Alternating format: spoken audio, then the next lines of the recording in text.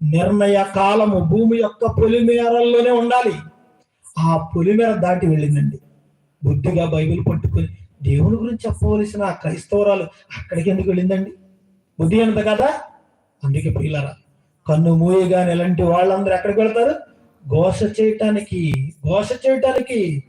భూమి పైన తుది శ్వాస, పాతాళంలో నరఘోష ఇదేనండి. ధనవంతుడి ఘోష అప్పటి నుంచి ఇప్పటి వరకు ఆగిందా? ఆగలేదు. అంటే ఆదాము మొదలుకొని అనీతివంతులుగా బ్రతికిన వాడు ఎవడైనా ఈ భూమి అంతమయ్యేంత వరకు వాడు ఘోష చేస్తూనే ఉండాలి.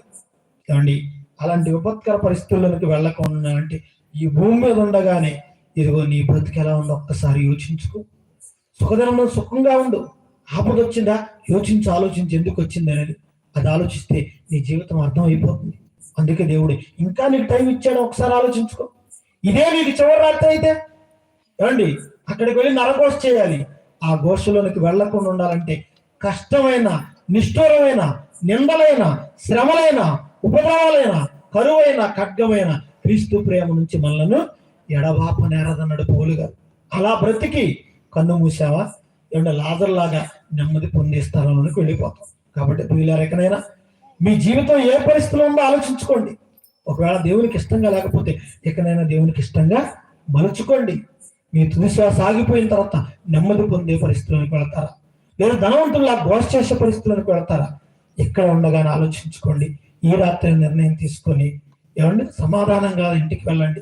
దేవుని చిత్తం అయితే మరలా ఇలాంటి సభలు జరిగితే మరలా కలుసుకుందాం, ప్రార్థన చేసుకుందాం అండి. ప్రేమ నమ్మకము కలిగిన మా ప్రియ పరలోకపు తండ్రి, భూమి మీదనైనా ఎన్నో ఏ ప్రయాసాల కూర్చి భూమి మీద బ్రతుకుతున్నాం. మా బ్రతుకు మూలంగా తండ్రి మిమ్మల్ని ఘనపరిచి ఇదిగోనైనా మీకు మహిమ తెచ్చి మీరున్న మహాలోకానికి చేరుకునే భాగ్యాన్ని మా అందరికీ తెచ్చండి. ఒకవేళ ధనవంతుల్లాగా ఇదేనైనా జీవిత పరమావధిని బ్రతికితే తండ్రి మేము కూడా ఘోష చేసే పరిస్థితిలోనికి వెళ్ళిపోవాలనైనా అలాంటి పరిస్థితిని ఆయన మాకు దరిచేరకుండా మేమంతానైనా బుద్ధిగా బ్రతికి మీ వాక్య ప్రకారం బ్రతికి మీరున్న లోకానికి చేరుకునే భాగ్యాన్ని తెచ్చండి. ఇంతటి మహాజ్ఞానాన్ని మాకు నేర్పించిన మీ కుమారులు జయశ్రీ గారికి మంచి ఆరోగ్యాన్ని, ఆయుష్ను ప్రసాదించండి. అలాగే తండ్రి ఈ సభను ఏర్పాటు చేసిన మీ కుమారులు చెన్నయ్య గారి కుటుంబం అంతటిని ఆయన దీవించండి. వారు చేస్తున్న ఉద్యోగాల్లో, ప్రయాణంలో తోడుగా ఉండండి. ఇదిగో నేను కుటుంబం అంతటికి నేను క్షేమాన్ని దయచేయండి. అలాగే తండ్రి వారి ఇంటి వద్ద నడిపిస్తున్న సంఘాన్ని బట్టి ధన్యవాదాలు నాయన. ఇదిగో తండ్రి మీరు ఆకర్షించిన బిడ్డలను నన్ను అనుగ్రహించండి. సత్యంలో నడుచుకునే భాగ్యాన్ని దయచేయండి. సంఘాన్ని నడిపిస్తున్న, సంఘం మీద నాయకులు ఉన్న మీ బిడ్డలను, వారి కుటుంబాలను దీవించండి తండ్రి, ఆశీర్వదించండి. మరి ఈ సభకు ఇచ్చేసిన ఆయా ప్రాంతాల నుంచి ఇచ్చేసిన మీ బిడ్డలందరినీ జ్ఞాపకం చేసుకోనండి. మీ మాటకు విలువనిచ్చి వచ్చారు తండ్రి, వారి కుటుంబాలను దీవించండి. తిరుగు ప్రయాణం వెళ్తుండగా తోడుగా ఉండండి. మేమంతా తండ్రి సమిష్టిగా మీ నామాన్ని గొప్ప చేయటంలో తండ్రి మా వంతు పాత్ర మేము నిర్వహించులాగిన కృపను అనుగ్రహించండి. వేదికను అలంకరించిన దైవజనులను వారి సేవలను ఆయన దీవించండి. మీ చిత్తమైతే నాయన మరొక పర్యాయం తండ్రి మేమంతా కలుసుకునే భాగ్యాన్ని దయచేయమని కోరుకుంటూ క్రీస్తు వారి పుణ్యనామం ఈ ప్రార్థన అడిగి వేడుకుంటున్నాం మా తండ్రి, ఆమేన్. మన తండ్రి అయిన దేవుని ప్రేమ, ఆయన కుమారుడైన యేసుక్రీస్తు వారి కృప, పరిశుద్ధాత్మ దేవుని అన్యోన్య సహవాసం సదాకాలం మనందరికీ తోడై నడిపించునుగాక, ఆమేన్. అందరికీ వందనాలండి.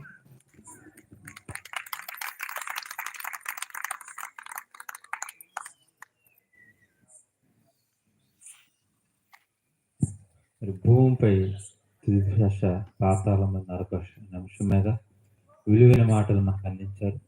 భూమి మీద దేవుడు మాకు ఇచ్చిన ఆయుష్కాలంలోనే మనమంతా దేవుని కోసం నమ్మకంగా బ్రతికి దేవుడిని లోకమైన పరలోకానికి వారసుగా సిద్ధపడాలని విలువైన మాటలు అందించినటువంటి అడిషనల్ డిప్యూటీ డైరెక్టర్ రత్నాని గారికి మీ యొక్క ఆనందాన్ని కరతాళ తెలియజేయవలసిన తెలుసుకొచ్చున్నాను. Thank you. అదేవిధంగా మరి ఒక చిన్న 5 నిమిషాలని వెళ్ళిపోతాం మనం. మరి నిజంగా ఈ కార్యక్రమం ఈరోజు చెన్నై గారి కుటుంబం ద్వారా నిర్వహించబడుతుంది. విసనపేటలో అనేక ప్రాంతాల్లో మరి మాకు స్థలం లేక అనేక సార్లు అనేక ప్రాంతాల్లో రెంటుకుంటూ అక్కడికుంటోళ్ళు మరి ఈ ప్రార్థన కూడా జరుగుతున్నప్పుడు నిజంగా మరి చెన్నై గారు వాళ్ళు గృహాన్ని నిర్మించుకున్నారు. వాళ్ళకు ఉన్నటువంటి చిన్న స్థలంలోనే మరలా దేవుని ప్రార్థన పెట్టుకోవడానికి అవకాశం ఇచ్చారండి. నిజంగా వారు గత 3 సంవత్సరాల పై నుంచి అనుకుంటాను, సుమారుగా 3-4 సంవత్సరాల నుంచి మరి ఇక్కడ ప్రతి ఆదివారం మరి ఆరాధన జరగడానికి మంచి అవకాశం ఇచ్చారు, మంచి మనసుతో.